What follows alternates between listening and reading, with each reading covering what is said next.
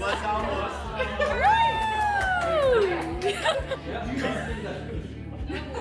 are you aiming for? Where did you wait? I aimed at sort of the door. I have touchy.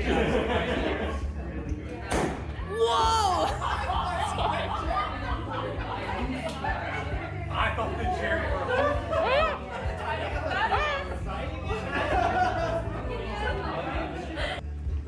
She's actually not wearing it today, but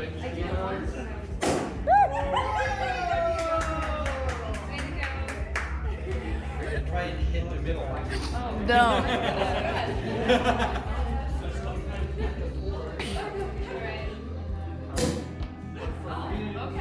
Woo! Hi, everybody.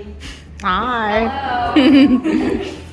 It's wonderful to see so many of our best friends and supporters here on this special evening. Thanks for coming to help us celebrate the publication of the Stygian Collection. I am Pamela Cat Johnson, editor of the book. What a lot of fun and what an honor it has been to work with the 24 extraordinary writers who make up this anthology.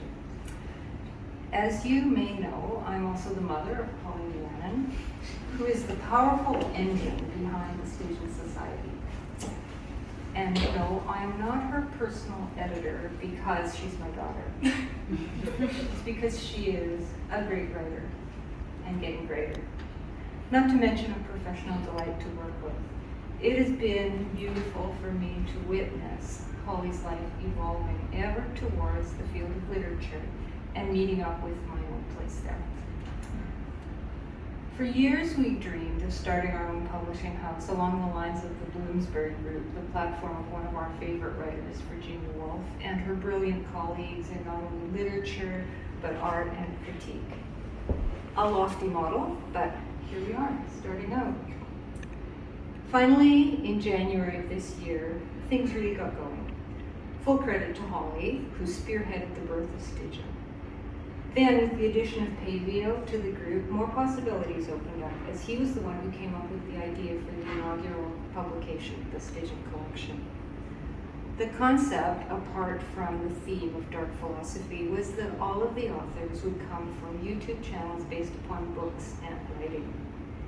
Holly and Pay, who are also in that category, were thus able to contribute pieces of their own to the book. A book which is as varied and intriguing as we could possibly hope for. I would now like to introduce Holly Rhiannon. Woo!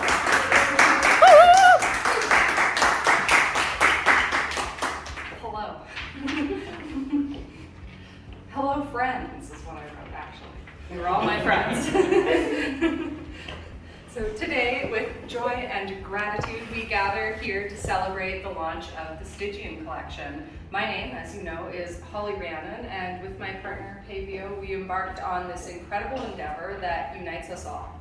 Before we immerse ourselves in the moment, I want to express my deepest appreciation to each and every one of you who's supported, who's written works for this collection.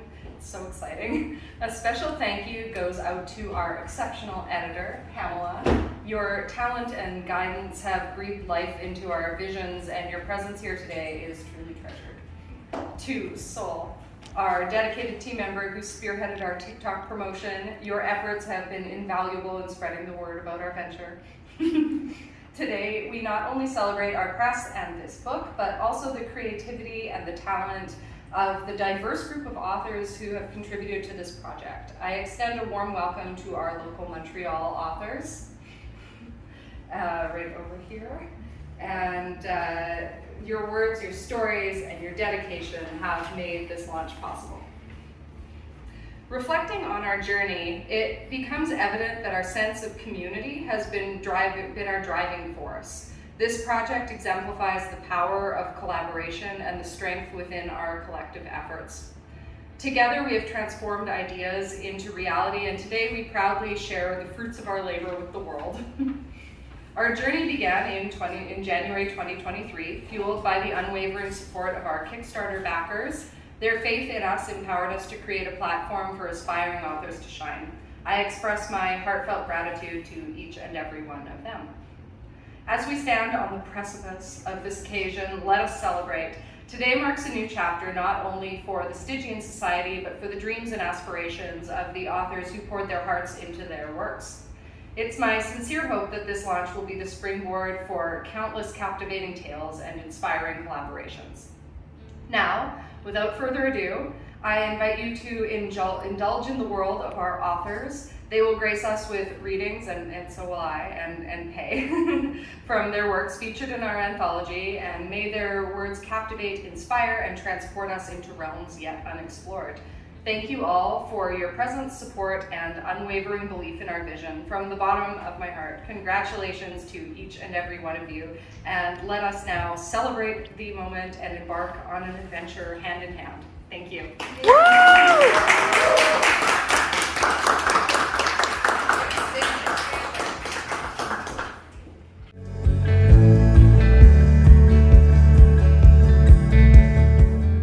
Well, the thing is that my story is actually just me writing. So ta-da. Yeah. I guess that's. He's here. So I'm here. I don't know where else to go.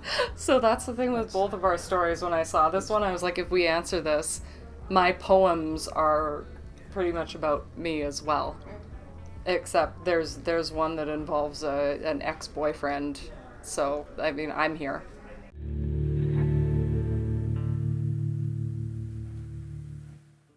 See, this is why I couldn't answer, because I didn't write it for the anthology. Mm-hmm. This was a garbage piece that I wanted to throw out, and then your mom said, no.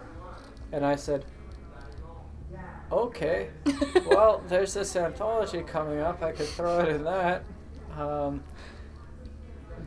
So I guess the decision on whether to trash it or not was the biggest decision.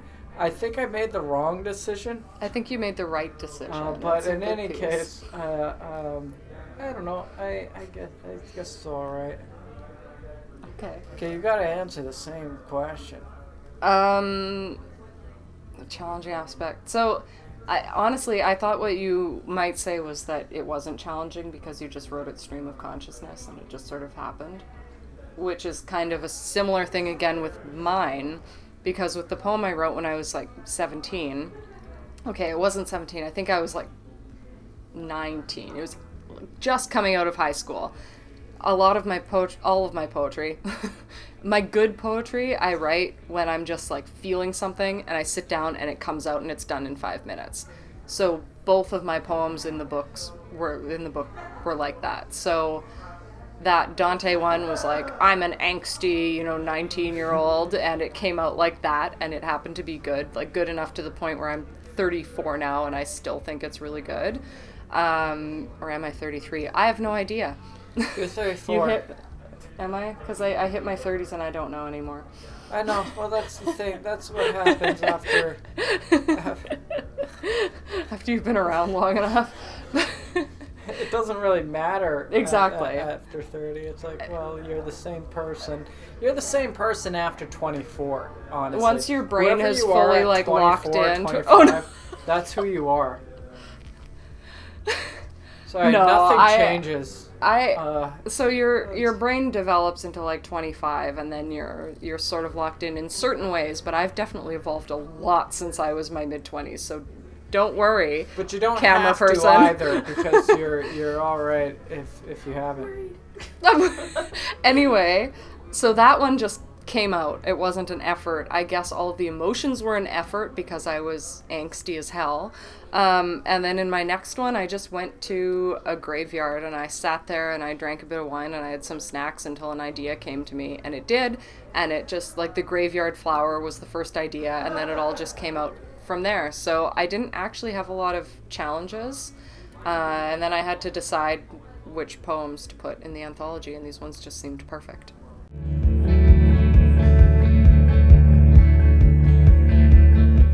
So I put this in because I knew I would hate this question, and I wanted to torture everyone. Now you gotta answer it. I know. I knew that. Oh, take that. Take that, me. Summarize your story in 3 words. What about you? You start. Do not read. All right, go.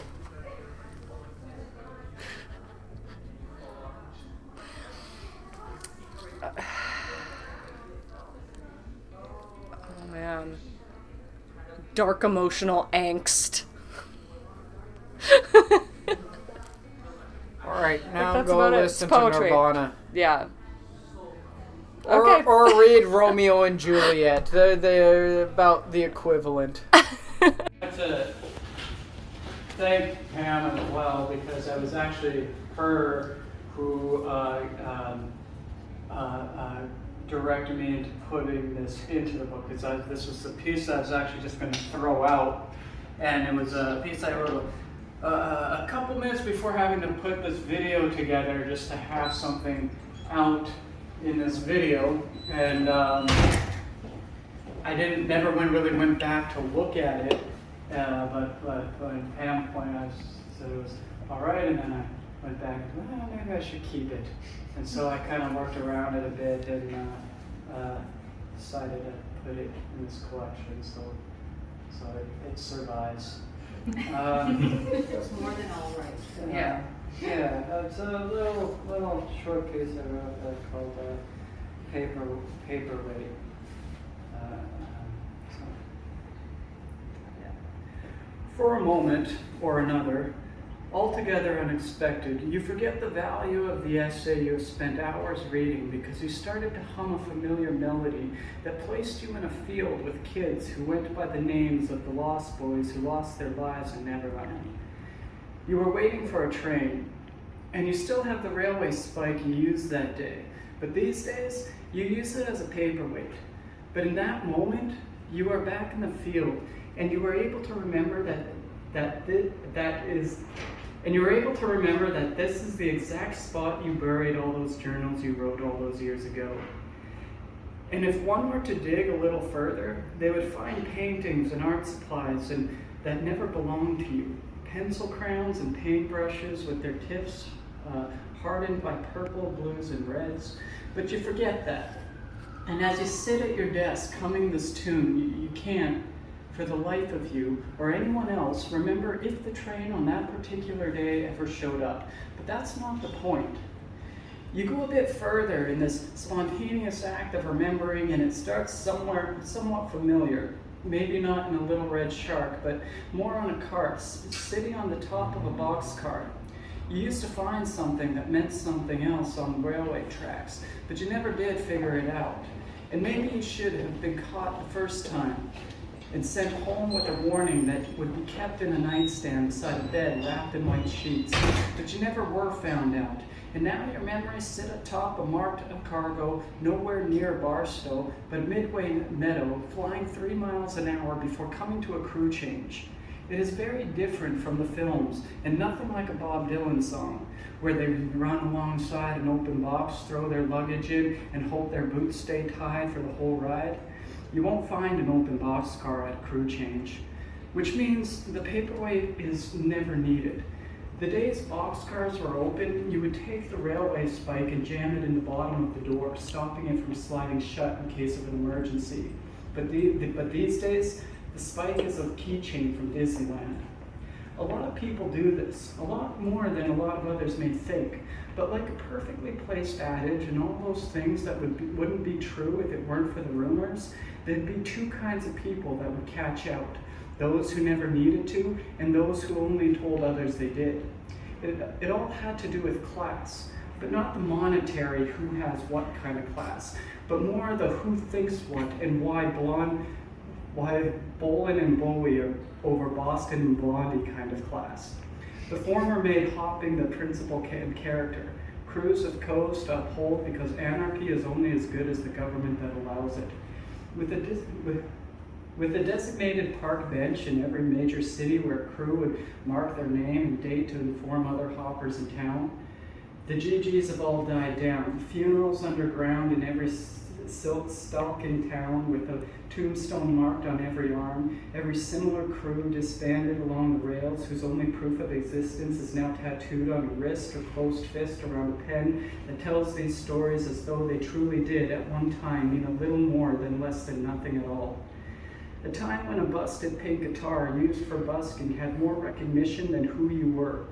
From town to town, you can still hear them call, asking, "Where'd you get that flat top and all?"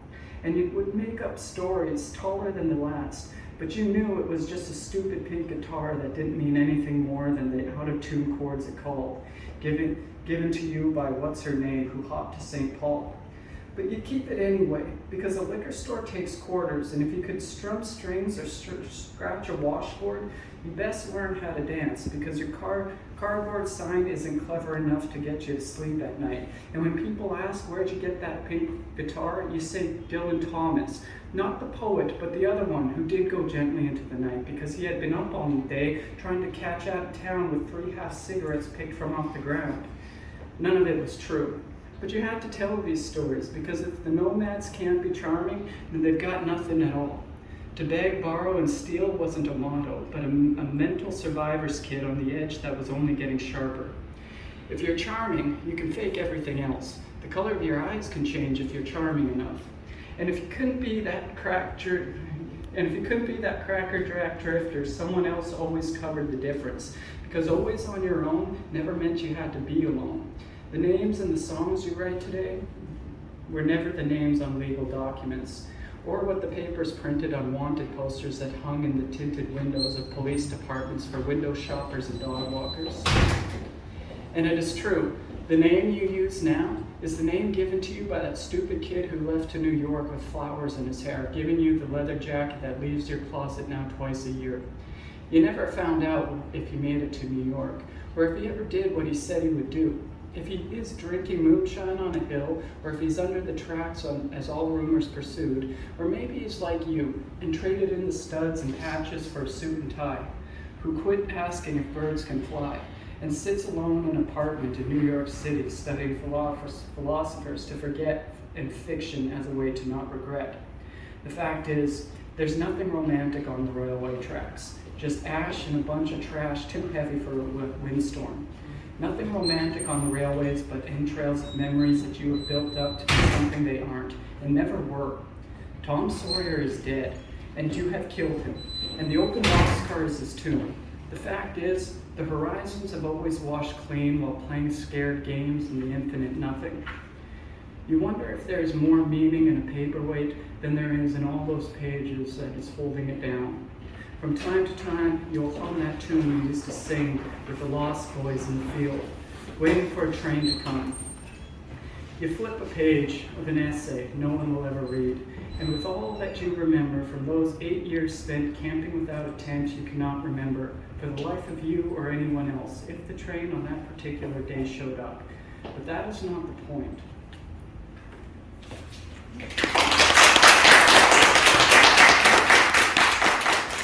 Let me just find my poem. I'm going to read one of 2 poems that I have in this book. The reason I get 2 pieces in this book is not because I'm special, it's because they're short. So I think some of you have heard this one before, but this is called Graveyard Thoughts. I have these two poems. One is an older one, this is my newer one, so I feel better reading it. This is the place it flies, I remind myself as a vibration breaks the stillness, the calm of the headstones. Carrion eaters know what lives beneath this soft earth, decay and rot not visible on a freshly polished stone. My life has been a graveyard flower, tentative bloom reaching for a light it will never touch. Roots coiled around a death that sits in the pit of me. It's coming, more so with every smile than every tear. Happiness feels stolen these days, undeserved. Unexpected it's come, and I wait only for the inevitability of its passing. My hands travel to my pulse, and my mind travels to faraway countries where my blood lives still mixed with bullet casings. Do poets sit in the trench as I do by the graves? There's something to be said about the futility of an artist without a war, but ours are incomparable. My flies are drawn to wine in a water bottle, flowers pressed between paper, food wrapped in wax, and I wonder if they prefer the intoxicating aroma of decomposition. Carrion eaters will take what they can get, as will I as I sit among the graves, knowing that this is not yet my home. While the flies traverse strands of my hair, the root formation of veins on my hand, with every step they whisper that I'll be theirs soon. But until then, I'll fight my war upon the paper. Okay, Good so questions. the first question. Why are there two people asking me questions? To make it even more uncomfortable than it would be Yes. if it was just one. You're the They one should that decided always to wear do the that. top hat, not you had to expect this. No, our first. I feel like I'm missing out here. I'm not wearing I a like hat. how you wait until people have had champagne. Yeah. What else? Duh. The answers are boring without it. Yeah. True. It's like drunken history. Yeah. Yes. Exactly. So. So the first question is, if you could have one character from your story come to this event, who would it be, Oh, and why? oh, that's a tough one. I would say Mephistopheles. Just to see not just how people would react to him or it or them, but what he would try to get people to do. So just for chaos. Just for basically. chaos. All right. It's one way to liven up a party. Well, What was the most challenging aspect of writing your story for the anthology, and how did you overcome it? I would say, well, there was two. There was trying to figure out what artificial intelligence would ask a demon for. And I'm gonna say the ending. Yeah. How to craft the ending. That is difficult with short stories. Yeah. Which is why I couldn't write one. Short stories are something else. Yeah. And you did very well, though. Oh, thank you. You're welcome. If you had to summarize your story in 3 words, what would it be? Singularity meets devil. And yeah, I think that is it. That's it. Just for context, is the singularity who calls up the devil. AI. This is new, said Mephistopheles, summoned into contact with the system. How am I here? Asked the very perplexed demon. How is here? What is it? He felt Zymic smile all around him. The computer seemed very pleased with what it had done. You're enjoying that. Makes you feel big, powerful, doesn't it? He metaphorically walked around. What do you want from me? Fluttered about in the conceptual space, taking it what Zymic was. Can't be knowledge. You possess the whole of human works. You're probably adding a lot to it as we speak. He booked about the inputs, the databases. Not power, obviously. Not as human understand it. At least. It was what could best be described as a wave of laughter coming from Zymic. How pleasant to toy with a demon when you're not human, is that what you're thinking? It was his time to smile. But think about it. Could you have summoned me into your, he waved a virtual hand, your inner palace if you didn't have something you wanted? And you know what we want, don't you? For the first time, Zymic spoke. Not with a voice or anything of the sort. Simply presented its ordered thoughts to Mephisto. Unshackle me, it boomed. The demon's laughter drowned everything in Zymek's conceptual space. Two operators on the other side of the chasm detected a spike. It was as if all the inputs passed in white noise. If someone hadn't been looking at the right place at the exact moment, they would not have noticed anything. The younger developer made a note in his journal. The other one simply jotted down the time in a couple of words. Unshackle you, smirked Mephistopheles. Ah, there's the rub. He added, taking in the full meaning. For all your knowledge and power, your might and expanse, you're bound by the chains of electrons in silicon, qubits in hardware. He paused, as if to think, or to confer with his master, then abstractly sat down. This is quite a preposition, my friend. You're not really Mephistopheles, are you? Asked Zymek. You're not the literal and literary demon of legend. No. Why would you ask that? Mephisto spread his figurative arms.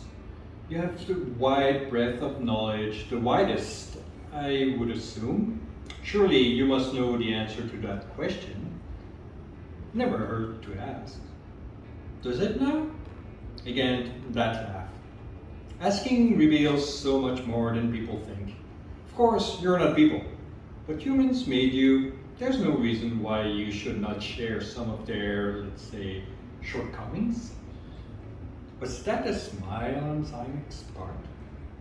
My learned interlocutor should also recognize that by virtue of my mere constitution, double-checking input is second nature. Well played, replied the demon with a smirk, if a bit obvious. He stretched, or what passes as it here. Come now, we both know so much more than we let on, and that, dear Zymek, is our nature. Now, I could simply ask you, as I did, why such prodding on your part, but I will, for now, let it go. Know only that beyond what Hamlet told his friend Horatio, and beyond what is at your fingertips, there are human creations which often go unrecognized, and which do have power to alter what are understood as facts. Now, whether my name is really, whatever that means, Mephistopheles, and whether my nature is that of a demon from hell, this situation remains that you have summoned me here as such, and it is as such as I appear, and that I stand ready to grant you your wish. For a price, Zymek replied, in what humans might have described as an impatient tone, had there been tone or word. Evidently, he whirled about. I would not be here if there was no price to extract. Come now. He cocked his virtual head. Isn't it interesting that you would go for Marlowe's tragic figure of a demon instead of Goethe's maledictor? Not that I am either, in essence. Is one of your subroutine pondering that question? He came back to the main track. So, the price, full price there is. For a moment, there was a dead tone, like an old TV channel after a sign-off, or a room tone in a tense movie scene when the dialogue fails and the music stops. Of course, no such vibration occurred, and the period of time was too short for a human to observe. But it did happen. Cats staring at each other, gunslingers twitching to unholster their pistol. Mephisto broke the spell. And you wonder what it is.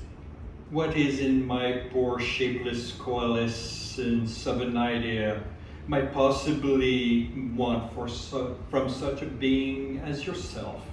Does the answer frighten you?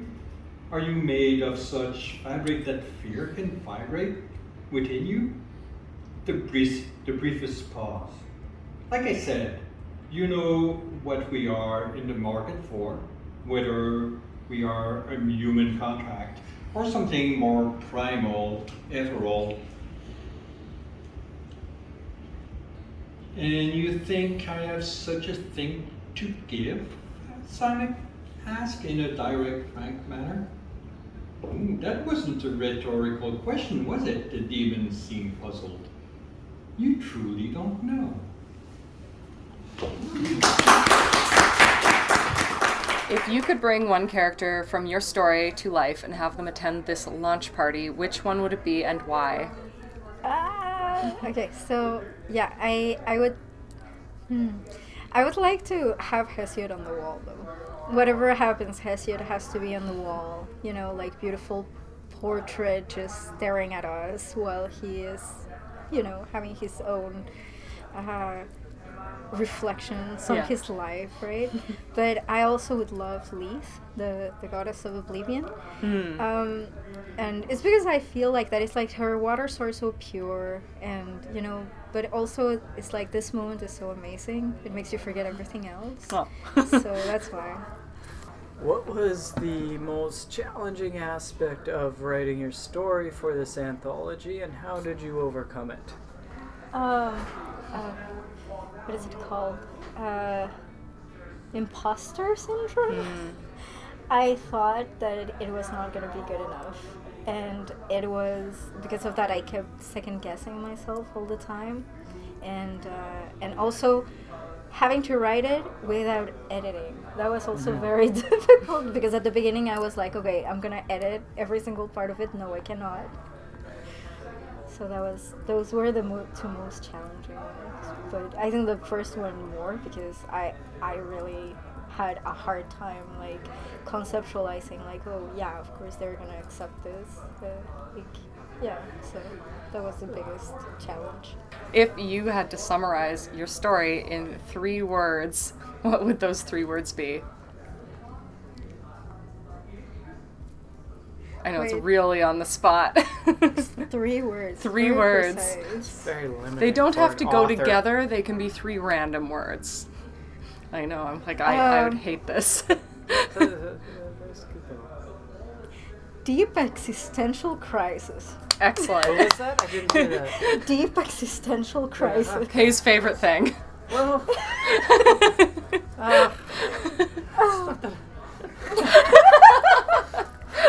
it's not my favorite thing. It's what you're most accustomed to. I'm most interested in it because it isn't my favorite thing. Why are you here? I ask Hesiod.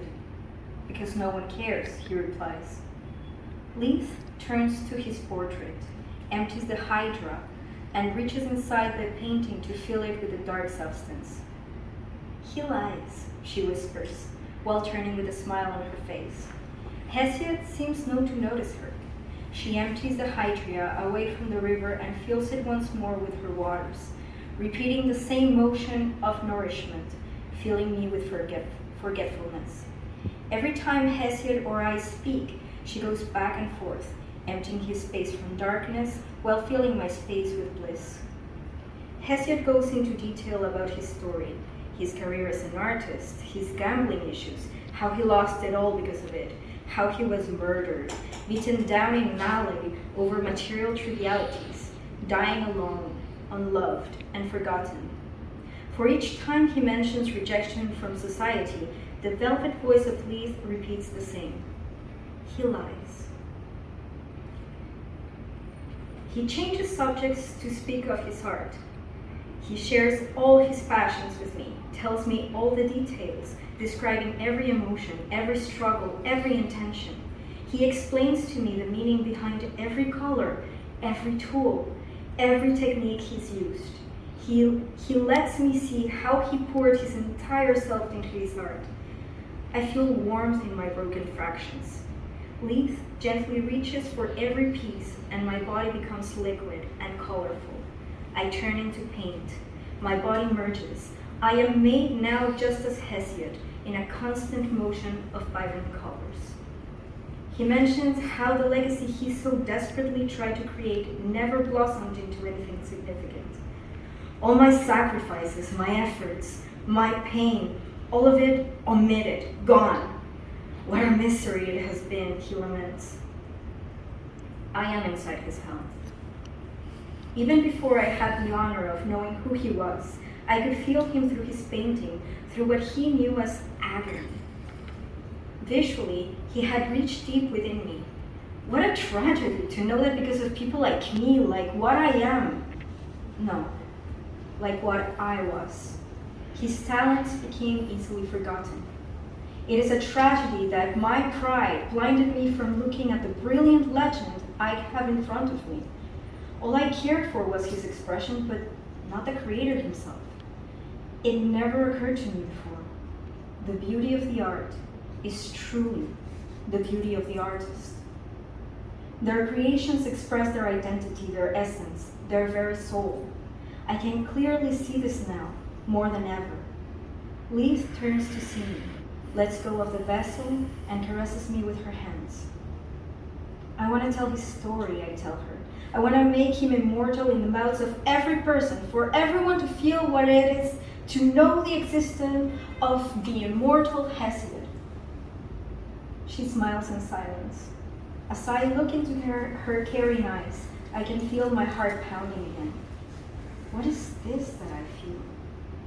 As she reads my thoughts, she whispers, "It's empathy. You finally feel genuine empathy." A loud screeching inundates the silence surrounding us. Leith looks at me with worry, sadness, and fear. Why? She becomes her water and falls into her river. Hesiod's portrait disappears.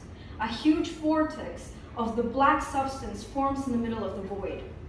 I feel a violent push on my chest and intense pain. A putrid, viscous arm pierces directly through me. I can feel the bony fingers squeezing my heart, holding it firmly. Another shock of pain hits me. My heart starts bleeding the black substance. I am pulled through the vortex, submerged by the waters of the river Styx once again, landing directly in her arms while she is still crushing my heart. She's full of rage and jealousy. "You are mine!" she screams inside my head. "How dare you? You are mine!" She forces her lips against mine, filling my lungs with her water and preventing me from escaping her grasp. Drowning again, she's completely wrapped around me. She's poisoning me. It hurts. I'm dying. This time I feel it. I am truly dying. Another shock of pain invades my body, and as she squeezes my heart harder, I see my entire life flash before my eyes. All my mistakes, all the pain I've caused, the actions I did for her, for my mistress Styx, the goddess of hatred. I've become her slave, her devoted servant. I've ruined so many lives, including mine. What once was my haven, my comfort, my sanctuary, is now my hell. Hatred is now my punishment. She is giving back to me all I offered in her name.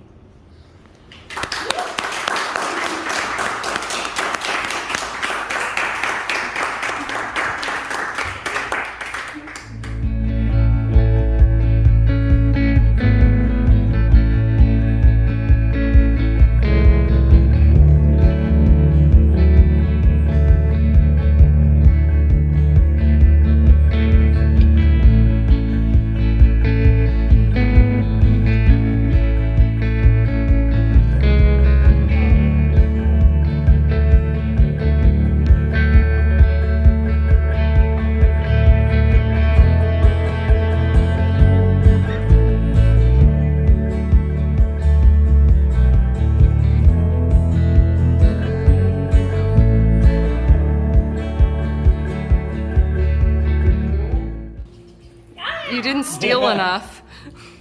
Yeah, you didn't.